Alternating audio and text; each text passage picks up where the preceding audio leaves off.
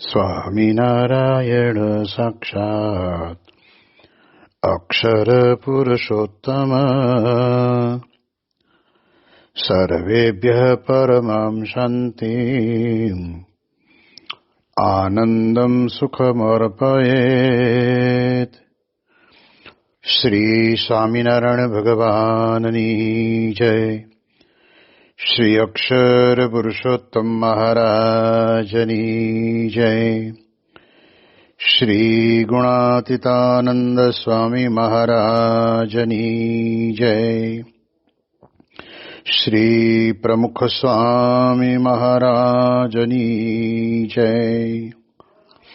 શ્રી મહંત સ્વામી મહારાજની જય.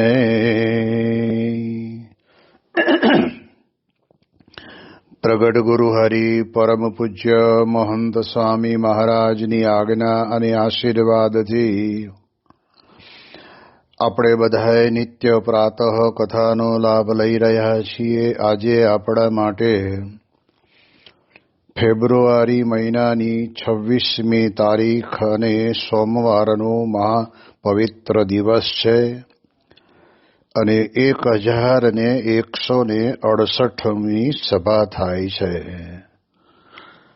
અને કહત હૈ સહજાનંદ એ વિષય ઉપર 819મો દિવસ થાય છે.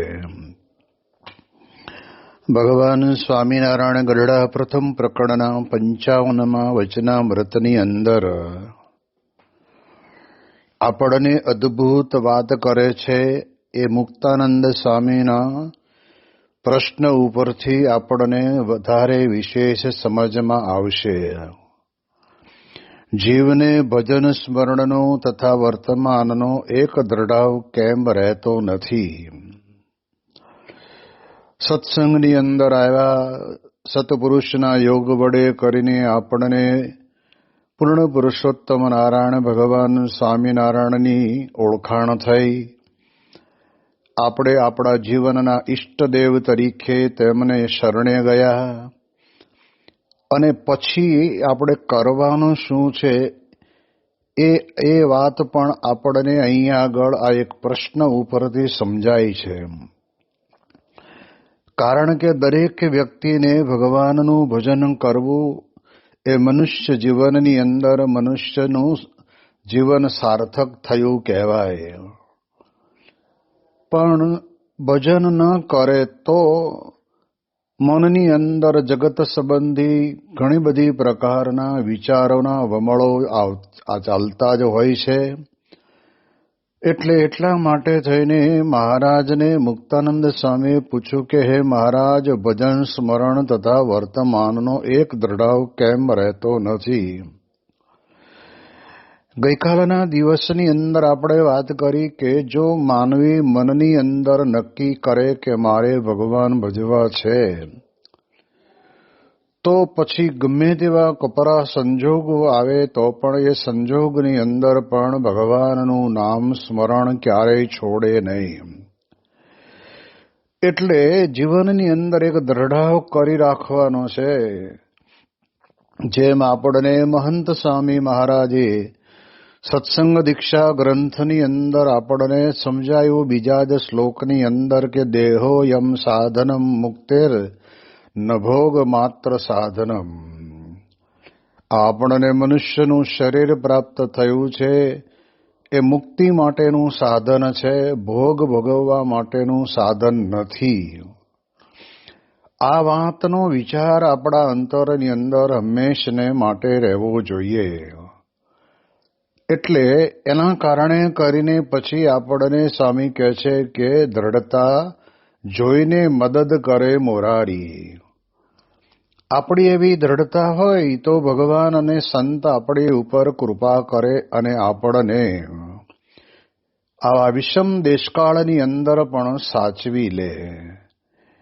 જેમ આપણે જાણીએ છીએ કે નાનું બાળક હોય એ બાળક પવનના વાવાઝોડાની અંદર આમ તેમ જેને કહેવાય કે એકલું ચાલતું હોય તો ઉડવા ફગી જતું આપણને દેખાતું હોય ત્યારે તરત જ એ બાળકના માતા પિતા એને સાચવી લે અને તેડી લે. પોતાના શરીર ઉપર કંઈ વિશેષ કરીને વસ્ત્ર હોય તો એ વસ્ત્ર વડે કરીને એની આંખો એનું માથું ઢાંકી દે, જેથી કરીને વાવાઝોડાની ઝીણી રજો બધી એની આંખમાં ન પડે.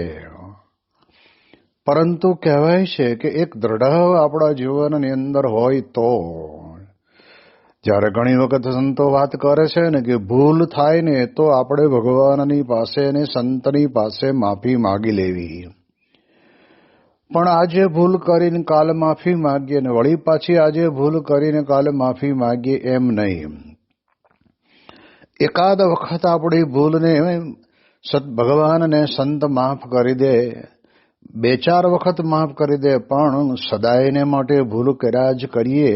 ભૂલ એટલે અત્યારે વાત ચાલે છે આ ભજન સ્મરણના દ્રઢાવની. એમાં કદાચ ભજન નથી કરતા અને ગામ ગપોટાની અંદર માણસ માત્ર ચડી જાય છે, ત્યારે જિંદગી એની પૂરી થઈ જાય છે અને જતા રહેતા ખબર નથી પડતી. અને આ દેહ મળ્યો એનો સાચો ઉપયોગ એણે કર્યો નહીં. જેમ આપણે જાણીએ છીએ કે ઘરની અંદર જે કંઈ આપણી પાસે ધન સંપત્તિ છે તો એનો સાચો ઉપયોગ આપણે કરતા હોઈએ છીએ. સાચો ઉપયોગ એટલે કે જેમ કહેવાય છે કે અનાજ છે એને આપણે ભરી રાખીએ તો 1-2 વર્ષ સુધી આપણે બીજી ચિંતા નહીં.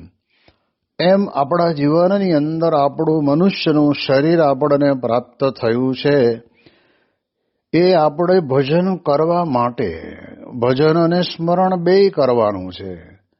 અને યોગીજી મહારાજ તો પોતે વાત કરતા ને કે સમરતી દુઃખને હરનારી છે. ભગવાનના સંતના સમાગમની અંદર આવ્યા હોઈએ અને આપણે જે સમય ઉત્સવનો લાભ લીધો હોય તો એની સ્મૃતિ કરીએ. જેમ કે આપણે જાણીએ છીએ કે હમણાં જ દૂર પૂર્વના દેશોની અંદર મહંત સ્વામી મહારાજે પોતે એક દિવ્ય અને ભવ્ય મંદિરની ભેટ આપી. એના ઉદ્ઘાટનની, એની પ્રતિષ્ઠાની આપણે લાઈવ દર્શન કર્યા ત્યારે આપણને અંતરની અંદર એની સ્મૃતિ કરીએ કે વાહ, પ્રમુખ સ્વામી મહારાજે કરેલા સંકલ્પને મહંત સ્વામી મહારાજે બહુ અદભુત રીતે પૂર્ણ કર્યો. તો એમાંથી આપણને સહેજે સહેજે ભગવાન યાદ આવે. કારણ કે ભગવાન સાક્ષાત આ મરુ ધરતી ઉપર, મરુ કહેતા કે રેતાળ ધરતી ઉપર ત્યાં આગળ બિરાજમાન થયા. એટલે હવે તો સદાયને માટે એ લીલો પલ્લવ તો 65% કરીને હતો, પણ વિશેષ કરીને લીલો પલ્લવ રહેશે. એની સ્મૃતિ કરીએ. આપણે જે ઉત્સવમાં ગયા હોઈએ એ ઉત્સવની સ્મૃતિ કરીએ તો એનાથી આપણા જીવનની અંદર આપણને અંતરે શાંતિ વર્તે. એટલે મુક્તાનંદ સ્વામીએ પોતે આ જ્યારે પ્રશ્ન પૂછ્યો છે કે મહારાજ, આ જીવને ભજન સ્મરણનો તથા વર્તમાનનો એક દ્રઢાવ કેમ રહેતો નથી? હવે મહારાજ પોતે એનો જવાબ આપે છે. આપણે તો દ્રઢતા રાખવી એ જરૂરની છે, એના ઉપર આપણે 2-3 દિવસથી વાતો કરીએ છીએ. પણ મહારાજ પોતે શું જવાબ આપે છે? મહારાજ બોલ્યા કે એ તો અશુભ એવા જે દેશ, કાળ, ક્રિયા અને સંગ તેને યોગે કરીને રહેતો નથી. આ દ્રઢાવ ઘણી વખત આપણા જેવા પામર જેવા જીવની અંદર એ નથી રહેતો. એનું કારણ તો કહે છે કે દેશ એવો હોય અને એવા જ દેશની અંદર રહેવાનું થાય. કાળ એટલે સમય પણ એવો હોય, એવા સમયની અંદર રહેવાનું થાય. ક્રિયા એટલે કર્મ પણ એવું હોય કે એવા કર્મની સાથે રહેવું પડતું હોય. અને વિશેષ કરીને ચોથી વાત બતાવે છે કે સંગ, એ સંગ પણ એવી વ્યક્તિનો હોય એના યોગે કરીને દ્રઢતા રહેતી નથી. આ બહુ જ મહત્વની બાબત મહારાજે પોતે આપણને સમજાવી. આપણે તો ભગવાનની દયાથી અત્યારે કોઈ પણ દેશની અંદર જઈને રહીએ તો તે દેશની જેને કહેવાય ને કે રીતિ નીતિ અને તે દેશના નિયમ એ જે તે હોય તે, પણ આપણને જેવો સત્સંગ પ્રાપ્ત થયો, અરે અમેરિકા જાઓ કે પછી અમેરિકાથી કેનેડા જાઓ કે પછી ઓસ્ટ્રેલિયા સિડની જાઓ કે પછી હમણાં નવું મંદિર થયું, એમ જ્યાં જઈએ ત્યાં આપણને સત્સંગ પ્રાપ્ત થાય જ છે. એટલે સારો દેશ, સારો કાળ, સારી ક્રિયા અને સારો સંગ આપણને બધું જ મળે છે. આ ભગવાન સ્વામિનારાયણ પ્રગટ થયા એટલા 250 વર્ષના સમયકાળ દરમિયાનની અંદર એમના પ્રતાપે કરીને એમના ગુણાતીત ગુરુવર્યો દ્વારા આ સમગ્ર વિશ્વની અંદર ચારે પ્રકારની વાત આપણને સાનુકૂળ મળી છે. એટલે વિવેક સાગર સ્વામી ઘણી વખત વાત કરે છે ને કે યોગીજી મહારાજ પોતે આફ્રિકા કેમ ગયા, તો આપણા જ ભારત દેશ અને ગુજરાતની અંદર રહેનારો હિન્દુ વર્ગ પોતે જ્યારે પોતાના કમાણી કરવા માટે થઈને એ આફ્રિકા ગયા, તો યોગીજી મહારાજ 3 વખત એ આફ્રિકા જેવા દેશની અંદર ગયા. એનું કારણ કે ત્યાં રહેનારા મુમુક્ષુના જીવનની અંદર ત્યાંનો સંગ લાગી જાય. જ્યારે યોગીજી મહારાજના સમયનો એક પ્રસંગ છે કે બાબા પોતે ત્યાં આગળ બિરાજમાન હતા, અને હવે કયા શહેરની અંદર હતા એ મને બહુ યાદ નથી, પરંતુ આપણે પ્રસંગ સાંભળ્યો છે કે બાપા જ્યાં બિરાજે ત્યાં આગળ કથા વાર્તા ચાલતી જ હોય. અને તે વખતના સમયની અંદર તો આપણે જાણીએ એ પ્રમાણે પારાયણનું પર્વ ચાલે. કંપાલામાં હોય કે મોમ્બાસામાં હોય કે નકોરુમાં હોય કે પછી કિસુમુમાં હોય કે પછી આ બાજુ તમે નાયરોબીની અંદર હોય, દારે સલામમાં હોય, માંજામાં હોય, જ્યાં સ્વામી બાપા જતા ત્યાં પારાયણો ચાલતી. પણ પારાયણ દ્વારા પણ આવા પવિત્ર પુરુષનો સંગ છે ને, એટલે પવિત્ર પુરુષ જ્યાં બિરાજમાન છે ત્યાં દેશ પણ સારો, ત્યાં કાળ પણ સારો, અને ત્યાં ક્રિયા પણ સારી થાય, અને ત્યાં સંગ પણ આપણને આવા સત્પુરુષનો મળી રહે.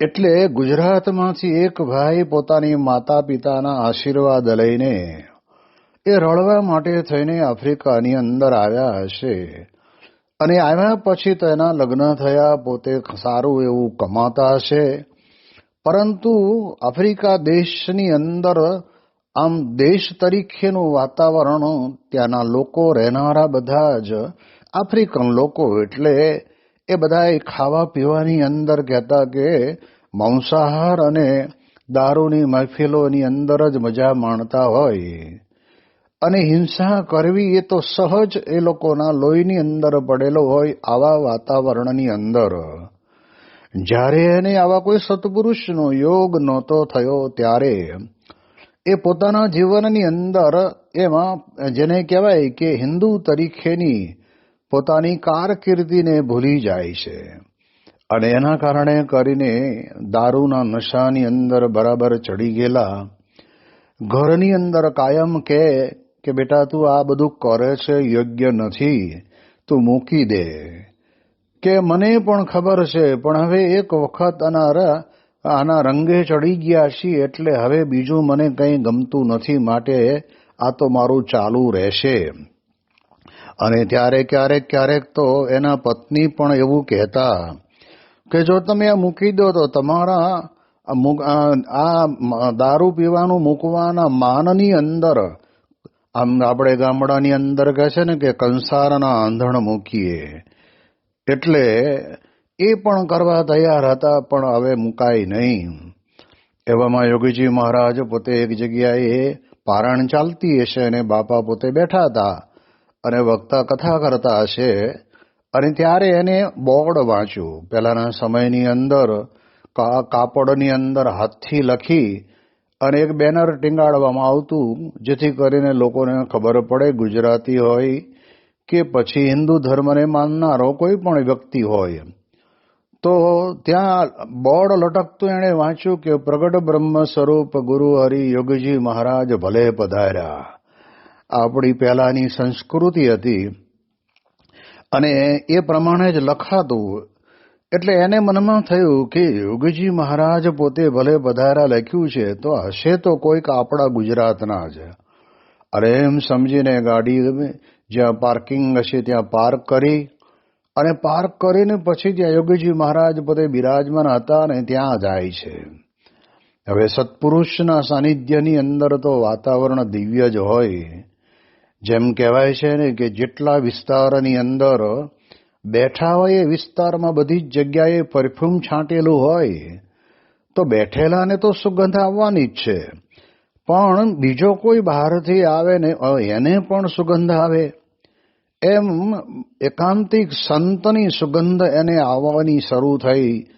મનની અંદર વિચારો પણ પરિવર્તિત થવા માંડ્યા અને ગુજરાતમાંથી ગયેલી વ્યક્તિ એટલે એને એટલું તો ખબર હતી કે આપણે ત્યાં આગળ મંદિરે જઈએ, કોઈ સાધુ સંતને મળીએ તો આપણે મસ્તક નમાવીને એમના આશીર્વાદ લેતા હોઈએ છીએ. અને ત્યારે યોગીજી મહારાજ પોતે બિરાજમાન હતા અને યોગી બાપાના ખોળાની અંદર મસ્તક નમાયું.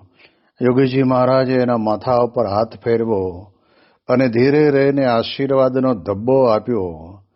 અને ધબ્બો આપીને યોગીજી મહારાજની લાક્ષણિક શૈલી કે એના ગળામાં હાથ નાખ્યો. બાપા તો મુમુક્ષુને ગોતવા માટે જ આવેલા, મુમુક્ષુનું કલ્યાણ કરવા માટે જ આવેલા. એમને તો કોઈ કિલીમાંજારો કે પછી કોઈ નાના મોટા ફરવાના સ્થળોમાં જઈને ફરવું એવું હતું જ નહીં. એટલે તે વખતના સમયની અંદર યોગીજી મહારાજે ગળામાં હાથ નાખ્યો ને ધીરે રહીને આ ભાઈએ ઊંચું જોયું અને યોગીજી મહારાજની મરમાળી દિવ્ય પવિત્ર આંખોની દ્રષ્ટિ આ ભાઈની આંખમાં પરોવાણી. અને યોગીજી મહારાજે ધીરે રહીને કહ્યું કે ગુરુ, શું તમારું નામ? અને તે વખતના સમયની અંદર એણે એનું નામ આપ્યું. પછી વળી પાછું ફરી પૂછ્યું કે ગુરુ, તમે અહીંયા આગળ ગુજરાતમાંથી આવ્યા છો તો અહીંનો રંગ તો લાગ્યો નથી ને? અને ત્યારે તે વખતે એણે કહ્યું કે સ્વામીજી, હવે અહીંયા આવ્યા ને મારે વર્ષો વીતી ગયા અને અહીંનો રંગ તો મને લાગે જ ને. અને ત્યારે યોગી મહારાજ કે ગુરુ, આપણે આવું કરાય? આપણાથી એને માંસાહાર અને ઈંડા અને કહેવાય છે કે દારૂ જેવી અભક્ષ વસ્તુ ખવાય પીવાય જ નહીં. એમ જ્યાં યોગીજી મહારાજના મુખારવિંદમાંથી અમૃત વચનો એના કાનની અંદર ગયા ને ત્યારે અંતઃકરણ એકદમ શાંત થઈ ગયું. અને તરત જ એણે યોગીજી મહારાજની સમક્ષ લાંબો હાથ કરીને કહ્યું કે સ્વામીજી, મને તમે વર્તમાન ધરાવો અને ભગવાનનો આશરો કરાવો. અને પછી યોગીજી મહારાજે એને વર્તમાન ધરાવ્યા, કંઠી ધારણ કરાવી અને બાપાએ કહ્યું કે જાઓ, અત્યાર સુધી તમે જે કંઈ ભૂલો કરી બધી માફ, હવે આપણે ભૂલ નહીં કરવાની. ત્યારે આપણને ખબર પડે કે મોટા પુરુષ કેટલા દયાળુ છે, પણ એમના સાનિધ્યની અંદર અત્યારે તો ચારે ચાર વસ્તુ જેને કહેવાય દેશ, કાળ, ક્રિયા અને સંગ બધું જ શુદ્ધ વર્તતું હતું. એટલે એના કારણે કરીને ભાઈ પોતે આ બધું છોડી દીધું. ઘરે આવ્યા, ઘરે આવીને કહ્યું કે આજે તમારું વચન કેટલાય ટાઈમથી હતું ને આજે મેં પૂરું કર્યું. શું થયું? તો કે મેં બસ આ મૂકી દીધું દારૂ.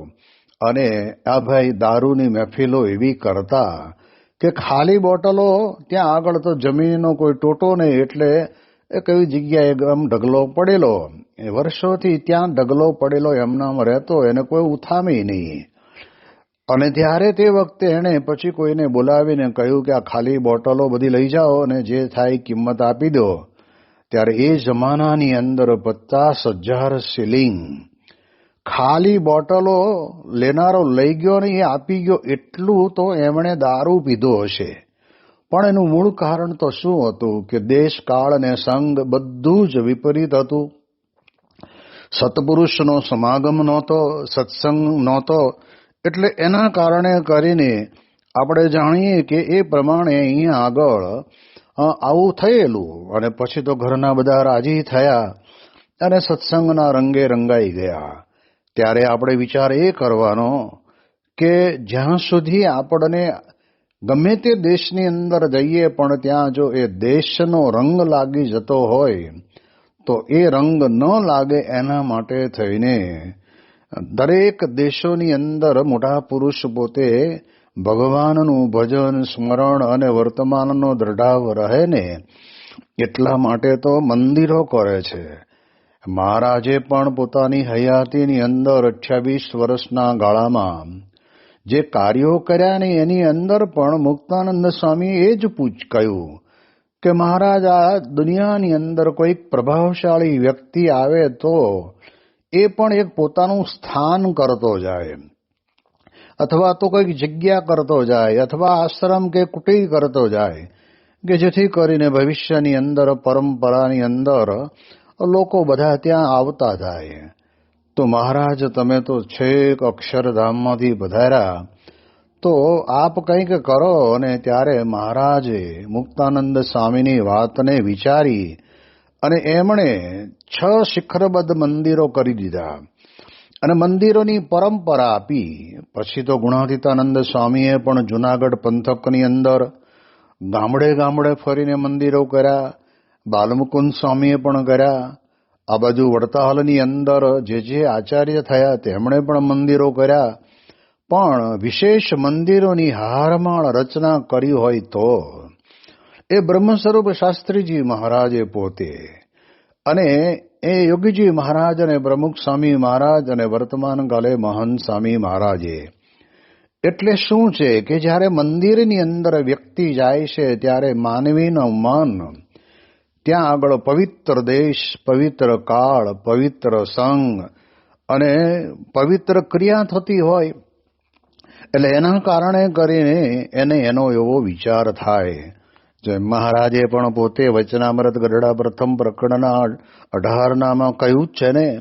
મહારાજ કે ગમે તેટલો પવિત્ર હોય પણ જો 7 માળની હવેલી હોય અને વેશ્યાઓ થઈકાર કરીને નાચતી હોય, દારૂનો શીશા ભરીને પડ્યા હોય, એકબીજા સામસામે પીતા હોય, હવે એવા વાતાવરણની અંદર જો કોઈ જાય તો ગમે તેવો શુભ વિચારવાળો હોય તો પણ ત્યાં આગળ એનો વિચાર બદલાતા વાર લાગે નહીં. એટલે એટલા જ માટે થઈને આ તો અવળો વિચાર થાય. પણ મહારાજ પોતે કહે છે કે ફાટેલી ગોદડી હોય એની ઉપર આવા પરમ એકાંતિક સત્પુરુષ બેઠા હોય અને ત્યાં ભજન કથા વાર્તા કીર્તન થતા હોય અને એ જોઈને એના અંતરની અંદર એને આમ પરમ શાંતિની અનુભૂતિ થાય અને એના કારણે કરીને સત્સંગની અંદર જોડાઈ જાય.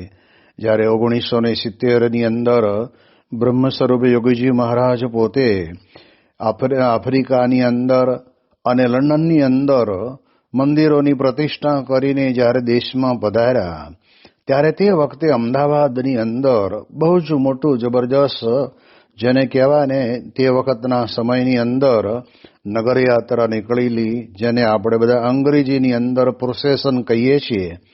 તો યોગીજી મહારાજને પણ બહુ જ સરસ મજાના રથની અંદર બિરાજમાન કરેલા અને જંતરાલ કરીને ગામ, એ ગામની અંદર એક કાંતિભાઈ પટેલ કરીને રહે, એમના ભાઈ પોતે ત્યાં અમદાવાદમાં રહેતા હશે એટલે આ પોતે પણ ત્યાં આવેલા. અને ત્યારે તે વખતે ચારે બાજુ ભલે પધાર્યા યોગીજી મહારાજ, ભલે પધાર્યા, એ બધું લખેલું હશે એટલે એને વાંચ્યું કે કોણ છે આ યોગીજી મહારાજ. અને એને ખબર પડી કે યોગીજી મહારાજની આ નગરયાત્રા આવે છે તો લાવને થોડી વાર ઉભો રહું, આ બધા માણસો ઉભા જોવે છે તો આપણે જોઈશું. અને એમાં તો વળી પાછું અમદાવાદના હરિભક્તોએ તે વખતે એ જમાનામાં 1970ની સાલમાં હેલિકોપ્ટર દ્વારા પુષ્પવૃષ્ટિ કરવાનું પણ આયોજન કરેલું. અને એકાંતિભાઈ તો પોતે ત્યાં ઉભા રહ્યા અને જ્યાં યોગીજી મહારાજ, પ્રમુખ સ્વામી, મોહન સ્વામી આ એક રથની અંદર બિરાજમાન હતા અને પોતાની પાસેથી આ પ્રમાણે બહુ દબદબાપૂર્વકની નગરયાત્રા હતી. ધૂન, ભજન, કીર્તનો, રમઝટ બોલે. અને તે વખતે તો આ અત્યારે ડીજે વાળું વાગે છે એવું નહોતું. તે વખતે તો દરેક ગામના મંડળીઓ એ પોતે તબલા ને કહાજોડીને કરતાલ લઈને આવ્યા હોય અને એ એના બેનરો લગાવીને ગાતા જતા હોય. પાછળ બીજું મંડળ, એની પાછળ બીજું મંડળ, એ પ્રકારે આ પ્રમાણે ચાલતું હોય. હવે એટલી બધી પવિત્રતા અને દિવ્યતાનું વાતાવરણ જોયું અને ત્યારે એને લાગ્યું કે આ પુરુષ કંઈક જુદા છે. જો આપણે જાણીએ છીએ કે જ્યાં એકાંતિક સત્પુરુષ રહે છે ત્યાં આગળ હંમેશને માટે દેશ, કાળ, ક્રિયા આ બધું જ એક સંગ બધું જ સારું અને શુભ રહે છે. અને એના કારણે કરીને એ તો પછી રોકાઈ ગયા અને બીજે દિવસે બાપાની હાથે ત્યાં આગળ તે વખતે એમણે કંઠી પહેરી અને સત્સંગી બન્યા. અને 1983ની અંદર એ એક જ ગામમાં સત્સંગી અમને બોલાવીને પારાયણ કરાવી અને એકલા હતા અને એમણે પોતે સંકલ્પ કરેલો કે મંદિર કરવું. પૂજ્ય મહંત સ્વામી પણ 2-3 વખત ત્યાં અજંત્રાલા ગામની અંદર જ્યારે સદગુરુ સંત તરીકે વિચરણમાં મહેસાણા બાજુ પધારતા ત્યારે અમને અવશ્ય લઈ જતા. તો એ ગામમાં મંદિર, હરિમંદિર પણ આપણું બહુ અદભુત થયું. તો મારે કહેવાનો અર્થ એ છે કે જ્યારે મોટા પુરુષ જ્યાં પણ આપણને મળે, કોઈ પણ જગ્યાએ આપણને મળે, ત્યારે જરૂર આપણા જીવનની અંદર, આપણા વિચારોની અંદર પરિવર્તન આપણને આવતું જ હોય છે. એટલે ભજન, સ્મરણ અને વર્તમાનના દૃઢની અંદર મહારાજે તો કહ્યું કે જો દેશકાળ ક્રિયાને સંગ ન હોય, સારા ન હોય, તો પછી કહે છે કે એની અંદર એની દ્રઢતા રહેતી નથી. પણ જેમ કહેવાય છે ને કે આપણા માટે તો જેમ આફ્રિકાની અંદર કંપાલા, યુગાન્ડા દેશ એવો છે ને કે જેની અંદર ભગવાને લેક વિક્ટોરિયા નામનું જબરજસ્ત સરોવર મૂક્યું છે કે જેની અંદર તમે જુઓ તો ચારે બાજુ એટલું બધું મીઠું પાણી આખા વિશ્વની અંદર કોઈ જગ્યાએ નથી. એટલું મીઠું પાણીનું સરોવર અને એમાંથી નીકળતી, જિંજામાંથી નીકળતું પાણીનું વહેણ એક નાઇલ નદી બનીને ઇજિપ્તની અંદર આજુબાજુ જતી હોય છે. પણ એના કારણે કરીને તમે જાઓ યુગાન્ડાની અંદર, એક નખ જેટલી પણ પૃથ્વી તમને એ હરિયાળી ન દેખાય. હરિયાળી કહેતા હરિયાળી આપણને નખ જેટલી પૃથ્વી પણ કહેવાય છે કે આપણને એમ કંઈ ઉગ્યા વગરની ન દેખાય. બધે ચારે બાજુ ચાના બગીચા, કોફીના બગીચા, શેરડીના મોટા મોટા સાંભા અને તમે જોવો તો એકદમ લીલું લીલું. તો ત્યાં આગળ ક્યારેય સ્વામી કહે છે કે દુકાળ પડતો નથી. એ લોકો ત્યાં આગળ જ 1999ની અંદર જ્યારે આફ્રિકા ગયા પ્રમુખ સ્વામી મહારાજની સાથે, ત્યારે અમે પૂછેલું કે આમાંથી પાણી આટલું બધું આ નદીની અંદર જાય છે, તો માનો કે કદાચ ક્યારેક વરસાદ ન પડ્યો તો પછી આમાં પાણી ઓછું થવા માંડે ને. ત્યારે કહ્યું કે 2 વર્ષ સુધી પણ વરસાદ ન પડ્યો હોય ને તો પણ કહેવાય છે કે પાણી આમાં 1 ઇંચ જેટલું પણ ઓછું થતું નથી. એ એટલું ને એટલું જ રહે છે. એ ભગવાનની કૃપા. એટલે એના કારણે કરીને આખો પ્રદેશ હરિયાળો. એમ સ્વામી કહે છે કે આપણે વિશ્વની અંદર અત્યારે ભગવાન સ્વામિનારાયણ જે પ્રગટ થયા એના એ જ ભગવાન સ્વામિનારાયણ આવા ગુણાતીત ગુરુવર્યો દ્વારા, સત્પુરુષ દ્વારા પ્રગટ છે. હવે જે લેક વિક્ટોરિયાની અંદરથી પાણી પોતે વાપરે એને ત્યાં આગળ લીલું હરિયાળું ને હરિયાળું રહે. એમ અત્યારે પણ આપણે જાણીએ છીએ કે નર્મદા ડેમના કારણે કરીને ઘણી બધી જગ્યાએ કેનાલો દ્વારા એ વરસાદનું ભરી રાખેલું પાણી જ્યારે આપવામાં આવે છે ત્યારે પણ એ સૂકો ભટ્ટ પ્રદેશ પણ ત્યાં આગળ કહેવાય છે કે લીલો થાય છે. એટલે એટલા માટે આપણા માટે તો આ ચારેય બાબત સત્પુરુષ જે જ્યાં છે, જેને મળ્યા છે, ભલે પછી વિદેશની ધરતીમાં હોય અને સત્પુરુષ પોતે ગુજરાતમાં હોય, પણ એમનો મન કર્મ વચને કરીને સંગ કર્યો હોય તો એના પછી વર્તમાનની અંદર પણ ફેરફાર ન થાય અને ભજન સ્મરણમાં પણ ફેરફાર ન થાય, એક દ્રઢતા રહે કે મારે આ દેહ કરીને એકાંતિક બનવું છે, બ્રહ્મરૂપ બનવું છે, અક્ષર મુક્તની પંક્તિમાં જઈને બેસવું છે, મહારાજની સેવામાં જવું છે. આ જ વિચાર એના અંતરમાં રહે ને એના કારણે કરીને એ આમાં ક્યાંયથી જેમને કહેવાય કે એને કોઈ પણ પ્રકારનો દ્રઢાવ તૂટે નહીં. એની વિશેષ વાતો આપણે આવતીકાલે કરીશું. શ્રી સ્વામિનારાયણ ભગવાનની જય.